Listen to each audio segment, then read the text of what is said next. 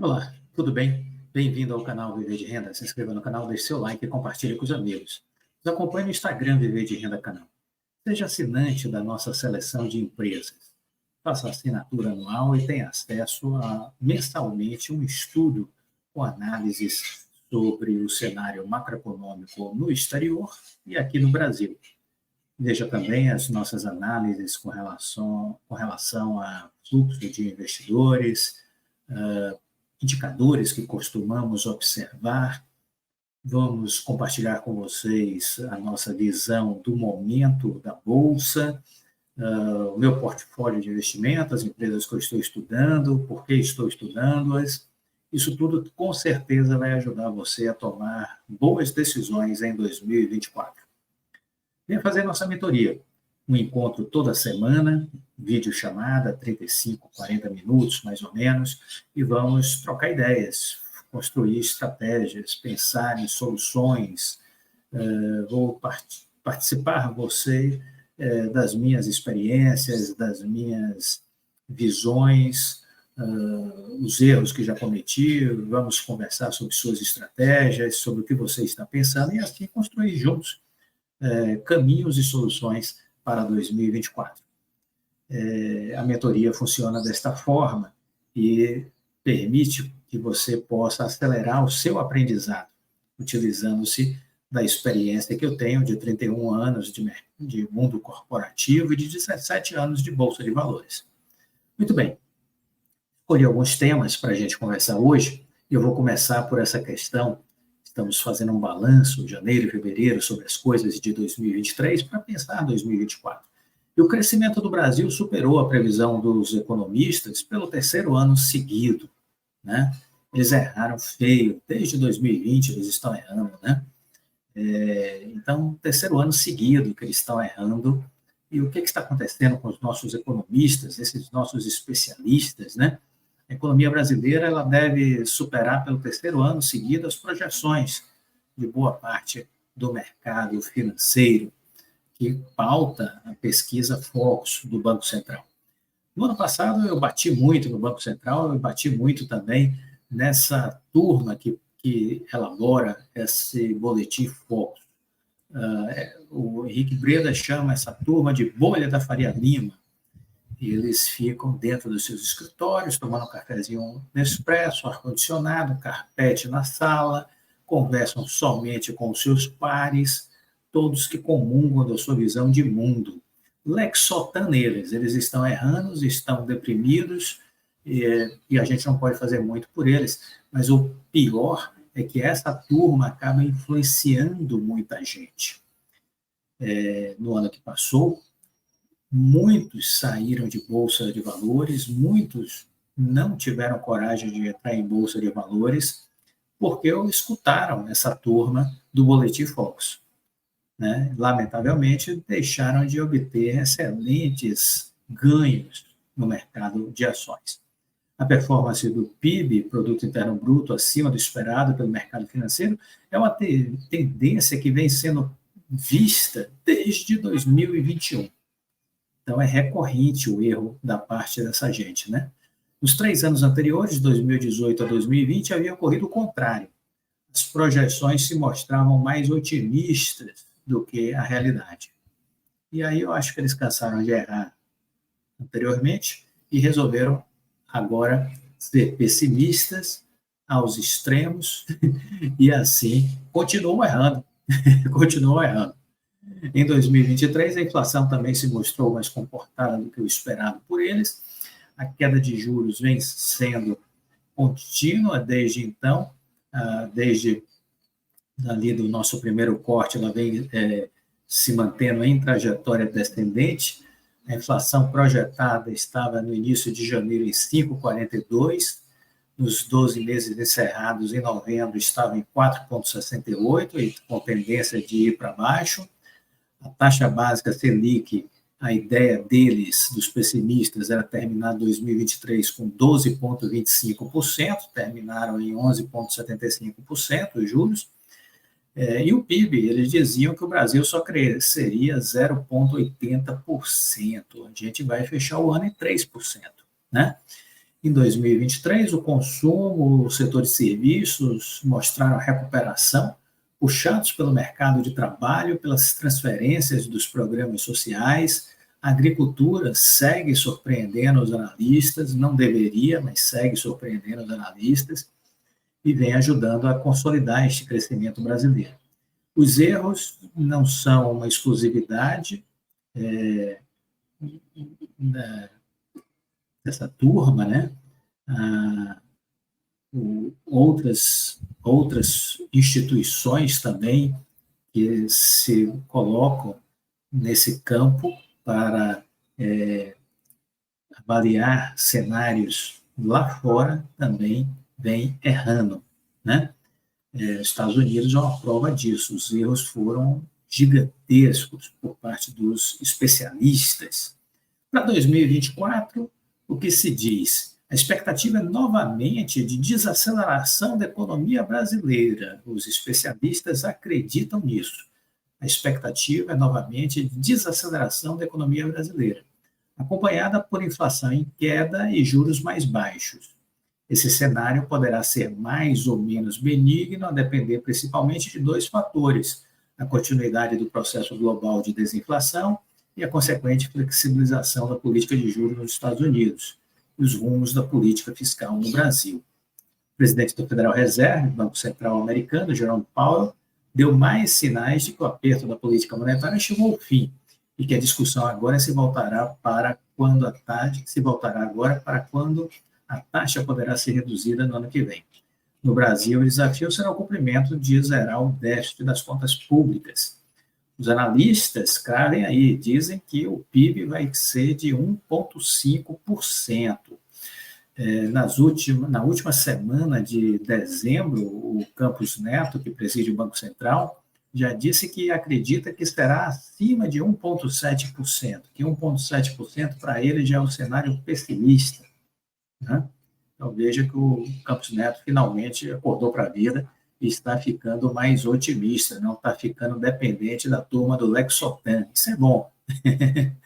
O Ministério da Fazenda, a equipe do ministro Haddad, trabalha com um PIB de 2,2% para o ano de 2024. Eu trabalho com 3%. Eu acho que a economia brasileira tende a surpreender positivamente uma vez mais e apresentar um crescimento de 3%. Vamos esperar a marcha dos acontecimentos para vermos no que vai dar tudo isso.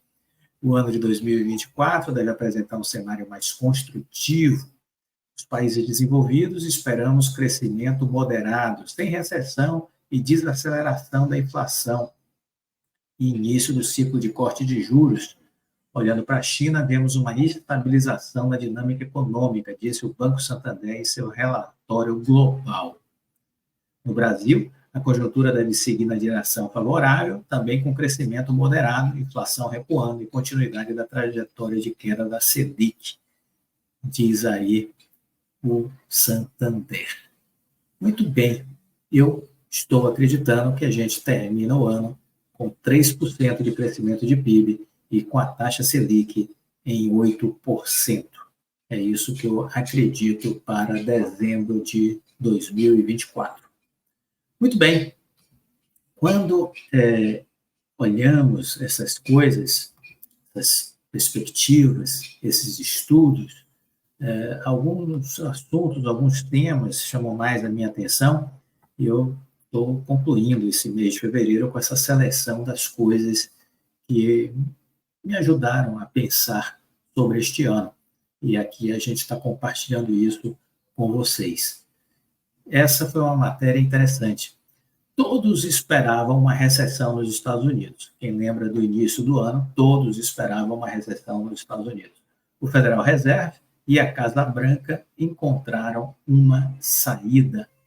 A economia americana terminou o ano em uma posição notavelmente melhor do que quase todos em Wall Street previram. Após 2 anos de pressão implacável sobre temas como inflação altíssima, uma recessão iminente, perguntaram ao presidente do Federal Reserve o que ele faz para se divertir.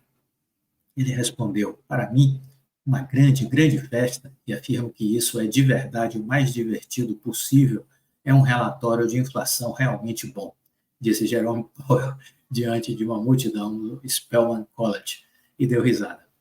Para um funcionário, normalmente, que segue normalmente um relatório rígido, foi uma piada espantosa, mas também refletiu uma sutil mudança de humor do Banco Central americano e de um líder que se sente finalmente livre para fazer uma piada, por mais contida, reservada que seja. À medida que 2023 chegou ao fim, Jerome Powell e seus colegas estão longe de declarar a vitória sobre a inflação. Eles alertam constantemente que suas ações podem ser frustradas por uma série de ameaças. Os americanos estão chateados com os altos custos de aluguel, alimentos e outros itens básicos que não estão voltando ainda aos níveis anteriores à pandemia. A Casa Branca também é rápida em enfatizar que ainda há muito trabalho a ser feito. No entanto, o que se observa é que a economia terminou o ano em uma posição notavelmente melhor do que quase todos em Wall Street previram, tendo superado praticamente todas as expectativas repetidas vezes. A inflação caiu de um pico de 9,1% para 3,1%. A taxa de desemprego está em 3,7%. A economia cresceu em ritmo saudável no terceiro no trimestre mais recente. O Federal Reserve provavelmente já terminou de aumentar a taxa de juros, está de olho em cortes no próximo ano, os mercados estão em máximas históricas ou próximo delas. Dados recentes do Conference Board também demonstraram que a confiança do consumidor atingiu em dezembro o patamar mais alto em 5 meses, graças ao crescente otimismo em relação à renda, ao mercado de trabalho e às condições gerais de negócios. Essa força e estabilidade, desafiando até mesmo muitas das previsões mais otimistas, representam um desenvolvimento notável após crises econômicas aparentemente intermináveis que começaram com a pandemia lá em 2020, continuaram com o pico de inflação que o Banco Central e o governo demoraram a reconhecer. O Federal Reserve e a Casa Branca combateram a inflação em seus próprios caminhos, usando ferramentas diferentes no início, mas agora os banqueiros centrais, a secretária do Tesouro, Janet Yellen, e a equipe econômica do presidente Joe Biden estão apontando cautelosamente que suas ações foram embasadas em dados e projeções considerados até bem recentemente como irrealistas. Este mês, a secretária do Tesouro, Joe Biden, em geral, muito séria, estamos falando aí de dezembro, né? Ela fez uma repreensão comumente direta, dizendo aos repórteres que os economistas que previram que a inflação mais baixa exigiria demissões generalizadas estavam agora engolindo suas palavras. Pode chamar isso de a mais educada vingança que o Washington já viu. Muitos economistas estão dizendo que não há como a inflação voltar ao normal sem que isso implique em um período de alto desemprego ou uma recessão.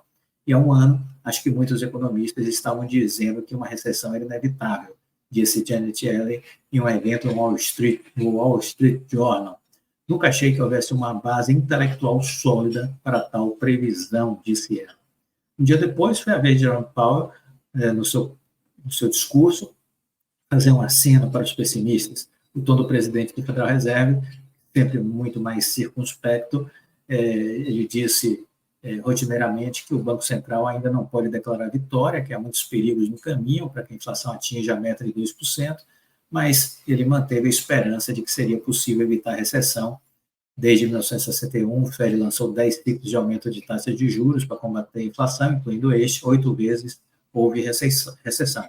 Sempre achei, desde o início, que havia uma possibilidade, devido à situação incomum, de que a economia pudesse esfriar de forma a permitir que a inflação diminuísse sem o tipo de grande perda de empregos que, em geral, está associada à inflação alta e os ciclos de aperto monetário, disse Powell na última semana aí de dezembro. Até agora é isso que nós estamos vendo. Ainda há muito debate sobre o pouso suave da economia. Alguns, na verdade, negam que tenha ocorrido, que Powell e Yellen mereçam crédito. Eu, particularmente, acho que a economia americana sequer pousou ou vai pousar, ela vai continuar voando, entendeu? Vai continuar voando com muita resiliência para satisfação e deleite do presidente Joe Biden, né, em ano eleitoral. Então, a previsão de recessão foi para o saco, né? Foi para um saco. Então, essa é a minha perspectiva, né? Ainda as vozes pessimistas que vão continuar existindo, fico a pensar se é apenas uma questão de modelo intelectual, de analisar as coisas, ou se possuem agendas ocultas que escondem suas verdadeiras intenções. Nunca saberemos, mas é sempre bom se perguntar. Uma vez mais, reforço aqui, assine a seleção de empresas, seja nosso assinante, tem a nossa assinatura anual, estudos mensais, que vão ajudar você a construir suas estratégias de investimento. Vem para o nosso programa de mentoria, uma vez por semana vamos nos encontrar em videochamadas e de conversar durante 35, 40 minutos sobre as suas estratégias, a minha visão sobre o mundo, sobre a economia, e aí isso tudo vai lhe ajudar a tomar boas decisões este ano. E acredite, a Bolsa sempre nos oferece excelentes oportunidades. Precisamos estar na hora certa, no lugar certo. Na hora certa, no lugar certo. É isso que a gente precisa aprender a fazer. Muito bem. Ainda há muito conteúdo sendo divulgado, sendo disponibilizado, e a gente seguirá observando essas coisas todas e compartilhando aqui com vocês até o final deste mês de fevereiro, para que vocês se situem em relação aos acontecimentos e possam construir uma estratégia de curto, médio, longo prazo, para saber o que fazer ao longo deste ano e surfar as melhores e maiores ondas de valorização.